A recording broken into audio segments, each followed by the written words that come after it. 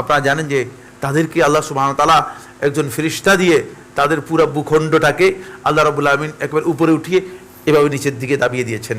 আজকের পৃথিবী সাক্ষী, আজকের পৃথিবী সাক্ষী। এটা কোথায় আপনারা কেউ জানেন কিনা? মৃত সাগর যেটাকে বলা। সালিম ইবনে আব্দুল্লাহ ইবনে ওমর তিনি তার আব্বা থেকে বর্ণনা করতেছেন, অর্থাৎ আব্দুল্লাহ ইবনে ওমর থেকে বর্ণনা করতেছেন। তিনি বলেন ক্বালা ফিল মারআতি তারকাবুল মারআহ। আব্দুল্লাহ ইবনে ওমর রাদিয়াল্লাহু আনহু থেকে তার সালেম বর্ণনা করতেছেন। তিনি বলেন ওই নারী সম্পর্কে যেই নারী আরেকজন নারীকে বিয়ে করবে, আরেকজন নারীকে বিয়ে করবে। দেখেন কি বলতেছেন, ক্বালা লায়ালকায়ান্নাল্লাহা ওয়া হুমা জানিয়ানি। তারা আল্লাহ রাব্বুল আলামিনের সম্মুখীন হবে এই অবস্থায় যে এই দুইজন জেনাকারিনী, দুইজনের জেনার মধ্যে লিপ্ত ছিল, দুইজনের জেনার মধ্যে লিপ্ত ছিল। সুতরাং এটা ইসলামী শরীয়তে ভয়ঙ্কর হারাম এবং নিষিদ্ধ বিষয়। সেটা নারীদের মধ্যে নারী হোক অথবা পুরুষদের মধ্যে পুরুষ হোক, ইসলামী শরীয়তে কঠিনভাবে নিষেধ করা হয়েছে। ফলে আল্লাহ সুবহানাহু ওয়া তাআলা কোরআনে কারীমের মধ্যে একটি জাতির কথা আপনারা জানেন, যারা এই ধরনের সেক্সুয়াল, বিসেক্সুয়াল অথবা এই ধরনের হোমোসেক্সুয়ালিটির মধ্যে যারা ছিল, তাদের ব্যাপারে আল্লাহ তাআলা কওমে লূত সম্পর্কে কোরআনে কারীমের মধ্যে আল্লাহ সুবহানাহু ওয়া তাআলা ইরশাদ করেছেন।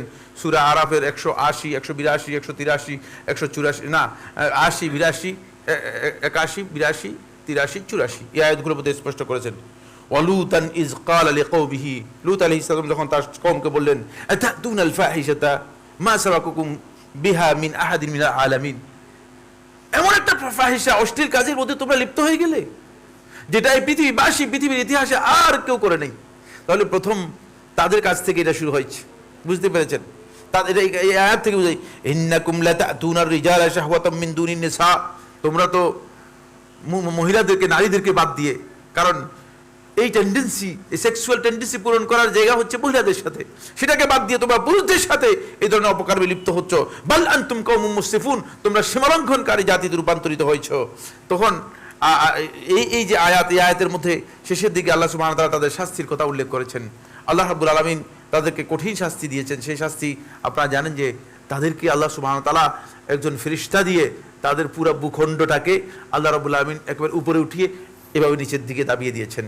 আজকের পৃথিবী সাক্ষী, আজকের পৃথিবী সাক্ষী। এটা কোথায় আপনারা কেউ জানেন কিনা? মৃত সাগর যেটাকে বলা হচ্ছে, জর্দানের পরেই মৃত সাগর যেটাকে বলা হয়ে থাকে, এটা মূলত তাদের অঞ্চল ছিল। এটাকে আল্লাহ রাব্বুল আলামিন পুরো জাতিকে কিয়ামত পর্যন্ত যাতে করে মানুষগুলো এখান থেকে শিক্ষা নিতে পারে, এজন্য আল্লাহ সুবহানাহু ওয়া তাআলা সেটাকে উল্টিয়ে দিয়েছেন, পুরাই উল্টে দিয়েছেন। সময়ের কারণে তো বিস্তারিত আলোচনা করার সুযোগ নেই। অন্য আয়াতের মধ্যেও সে কথা বলেছেন। সূরা আশ-শুআরার 165, 166 আয়াতের মধ্যেও আল্লাহ রাব্বুল আলামিন এই বিষয় সম্পর্কে বিস্তারিত আলোচনা করেছেন, বিস্তারিত আলোচনা করেছেন।